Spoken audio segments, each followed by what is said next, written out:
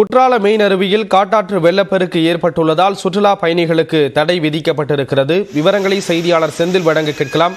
செந்தில், இப்போ அருவியினுடைய நிலை எப்படி இருக்கு? விவரங்களை தெரிவிக்கலாம். நிச்சயமாக, அதாவது தென்னகத்துடைய ஸ்பா என்று அழைக்கக்கூடிய குற்றாலத்தில் ஆண்டுதோறும் ஜூன், ஜூலை, ஆகஸ்ட் மாதங்களில் சீசன் காலமாகும். இந்த நிலையில் இந்த ஆண்டு பருவநிலை போதிய அளவு பெய்யாததால் சீசன் பொலிவிழந்து காணப்பட்ட நிலையில் தற்போது வளிமண்டல மேலடுக்கு சுழற்சி காரணமாக குற்றாலம் மெயின் அருவி, ஐந்தருவி, புலி அருவி, சிற்றருவி, பழைய குற்றாலம் உள்ளிட்ட அருவிகளில் அனைத்து அருவிகளில் ஆர்ப்பரித்து வரக்கூடிய தண்ணீரில் தற்போது இரண்டாம் கட்ட சீசன் துவங்கியுள்ளது.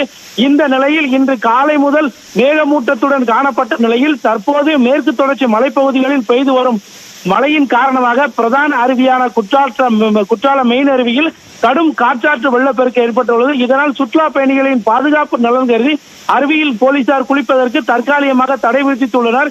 இதனால் இங்கு வரக்கூடிய சுற்றுலா பயணிகள் ஏமாற்றம் அடைந்துள்ளனர். விவரங்களை வழங்கியதற்கு நன்றி செந்தில்குமார்.